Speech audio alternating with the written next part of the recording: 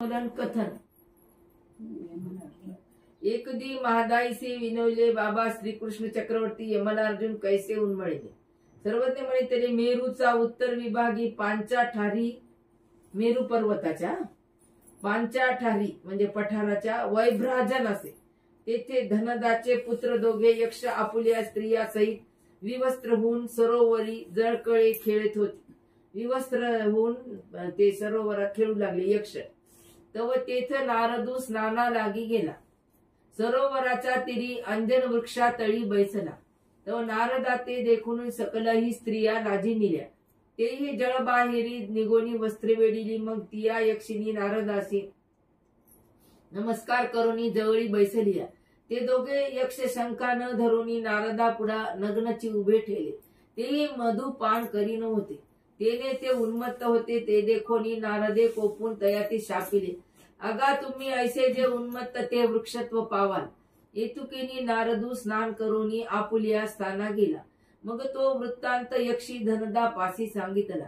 मग धनदे येऊन नारदा ते प्रार्थिले। तया दोही ते आणूनी नारदाची या पायावरी घातले। धनदे म्हणितले स्वामी यासी उपशाप कीजो।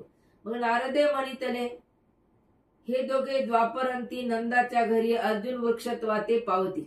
मग तेथ श्रीकृष्णाचेनी करस्पर्शे उद्धरती। ऐसे म्हणूनी नारदू गेला। मग ते दोघे यक्ष द्वापराच्या अंती गोकुळी नंदाच्या घरी अर्जुन वृक्षत्वाते पावले। महादाईसी पूजिले बाबा अर्जुन वृक्षत्व कवनु। सर्वज्ञ म्हणितले अर्जुन म्हणजे अंजनाचा वृक्ष, यमल म्हणजे दोन्ही। ऐसे ते दोघे यक्ष होऊन असती तव श्रीकृष्ण चक्रवर्ती तेथ बाळ क्रीडा करू लागले। श्रीकृष्ण चक्रवर्ती गोपाळासी गोकुळा माझी खेळावया घरोघरी जाती। गवळणी व्यापारा गेली असती। तयाची या घराची या कवाडी ताटिया उघडती। श्रीकरे उतरंडी उतरती, शाख पाक चाकती। ही पण हाताची लीळा आहे बरं का। दही दुधे लोणी आरोग्यती तोंडाची लीळा। गोपाळासी घेती परिवारी भांडी फोडती। ही आता चेष्टा झाली।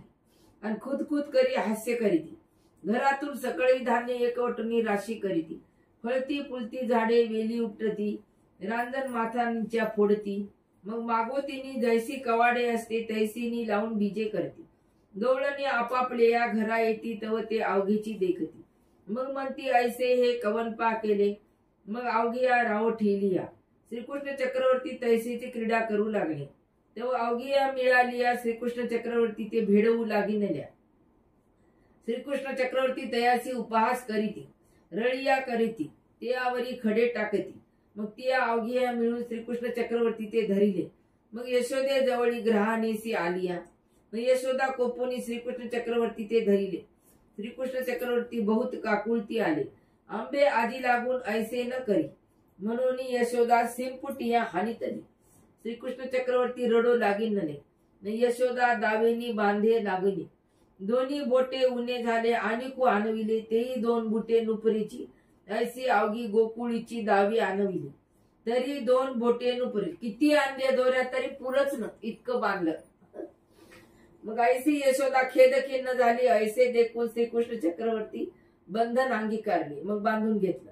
मग उखळेसी यमलार्जुना तळी दावीनी पोटी बांधिले। तै लागून दामोदर ऐसे म्हणती। तसं बांधल्यामुळे दामोदर हे नाव पडलं।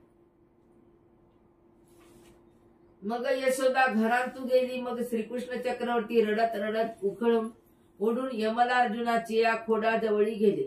मग उखळाचेनी नेटे श्रीकर ठेवून यमलार्जुन श्रीकरे लोटिले आणि ते उन्मळून पडिले। मग ते दोघे यक्ष दिव्य रूप होऊन श्रीकृष्ण चक्रवर्ती ते स्तवनी देवलोका गेले। तव यशोदा व्यापार सारोनी आली। तव दोन्ही वृक्ष पडिले देखिले। श्रीकृष्ण चक्रवर्ती तैसेची स्फुंद ते असती। मग यशोदा धावत जवळी गेली। पुरीचे दावे सोडिले। पाटाऊचेनी पालवे लाळ शेंबूड पुसिला। मग क्षेमिले। मग यशोदा म्हणे कैसी मी पापिनी झाडा तळी लेकरू वाते बांधिले। आजी पाणीये दिवा पाजळला होता। ऐसा अपरितो करी तू घरात गेली।